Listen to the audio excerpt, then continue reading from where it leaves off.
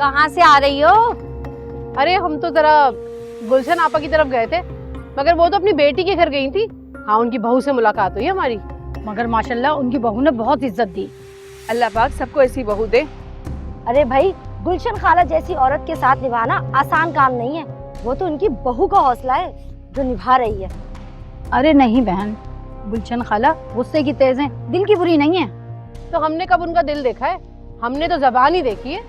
और तौबा तौबा, ऐसी जबान क्या क्या कोसने देती है वो हर किसी को। तुम्हें भी तो देती रहती है कितनी बद्दुआएं। अरे नहीं भाई, मुझे तो कभी बद्दुआ नहीं दी, हमेशा दुआ ही देती हैं। हैं? तुझे देती होंगी दुआएं। हमने तो उसके मुंह से हमेशा बदवाएं सुनी है, कोसे ही सुने। मैंने तो सबसे यही सुना है कि वो बदवा के अलावा कुछ देती ही नहीं है। अरे भाई, गुलशन खाला तो सिर्फ अपने बच्चों को दुआएं देती हैं और दूसरे के बच्चों को सिर्फ बद्दुआएं। अगर उनकी बद्दुआओं का पलड़ा दुआओं से भारी हो गया तो क्या होगा, कभी उन्होंने सोचा? चलो खैर है, हम चलते हैं। आजी, अल्लाह हाफिज। आ रही हूँ भाई, जरा सा सब्र तो करो। आ रही हूँ। अस्सलाम वालेकुम बहन। वालेकुम सलाम। आओ। अस्सलाम वालेकुम। दरवाजा बंद करना। वालेकुम सलाम।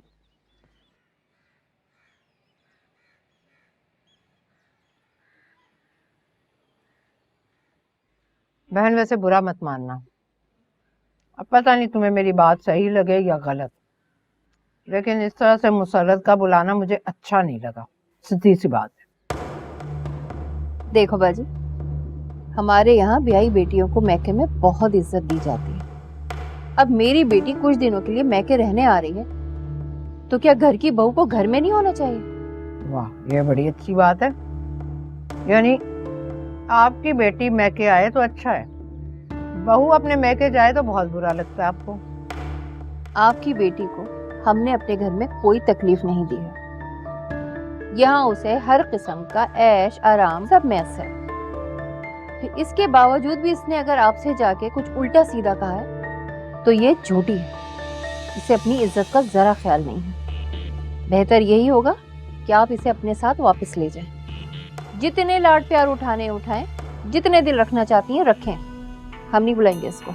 आंटी, आप तो बुरा ही मान गई, ऐसी तो कोई बात ही नहीं है। मैं जब भी अम्मी के घर जाती हूँ आपकी बहुत तारीफें करती हूँ, और घर पे सब आपसे बहुत मुतासिर हैं। सोबिया भाभी तो आपकी फैन है।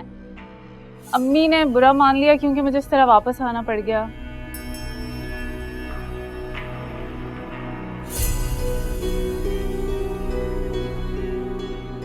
अम्मी, आप बुर्खा उतारे ना, रिलैक्स कर लें थोड़ा।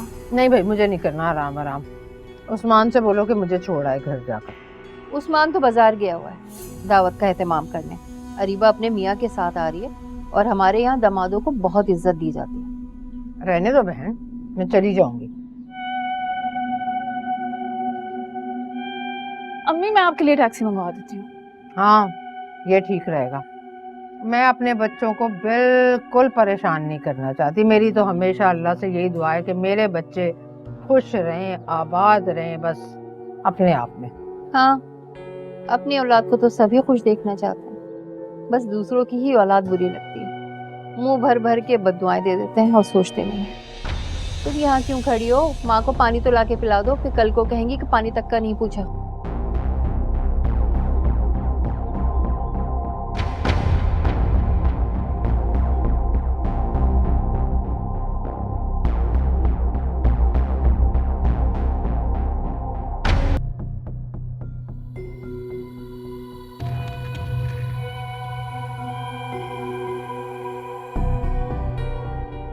तुम्हारा मूड क्यों ऑफ लग रहा है? अम्मा मुझे बता रही है कि तुम जब से अपनी माँ के घर से आई हो तुम सबसे नाराज नाराज सा बोल रही हो। ये मुंह क्यों फुलाया हुआ तुमने? तुम्हारे इस रवैये की वजह से ना सारे घर में टेंशन हो रही है। क्या टेंशन फैला रखी है? हाँ, ज्यादती तो तुम्हारी अम्मा की जानिब से शुरू हुई है ना? अच्छा, मेरी अम्मा ने तुम्हारी अम्मा हुजूर की शान में ऐसी कौन सी गुस्ताखी कर दी जो तुमसे हजम नहीं हो रही? उस्मान, आप मुझे खुद बताएं, मेरी अम्मा हमारे लिए कितनी दुआएं करती हैं। हर वक्त उनके लबों पर हमारे लिए दुआ होती है, पर आंटी ने उनके मुंह पर उनकी इतनी इंसल्ट की है कि वो बदुआएं देती हैं। तो इसमें झूठ ही क्या है? तुम्हारी अम्मा की दुआएं ना सिर्फ अपने बच्चों और अपने घर वालों के लिए हैं, और बाकी सब तो। अब तुम मुझे झुठलाने की कोशिश मत करना, सब कुछ जान गया हूं मैं। क्या झुठलाने की कोशिश मत करना? क्या जान गए आप? आपके घर वालों ने मेरे घर वालों के खिलाफ आपके क्या कान भरे हैं? मेरे कान कौन भरेगा? वो जो तुम्हारे मोहल्ले में रहते हैं ना, हकीम चचा, वो अरीबा के ससुराली रिश्तेदार हैं, और उनका बेचारा जवान बेटा अस्पताल में पड़ा, जिंदगी और मौत से लड़ रहा है, सिर्फ तुम्हारी अम्मा की बददुआओं के बदौलत। अब मेरा ना और मुंह मत खुलवाओ तुम।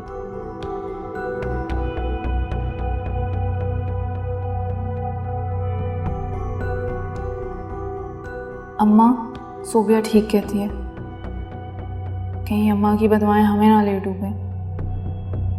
अब तो ये बात यहाँ भी आ गई है, अब आंटी हर बात में अम्मा की बदवाओं के ताने देंगी।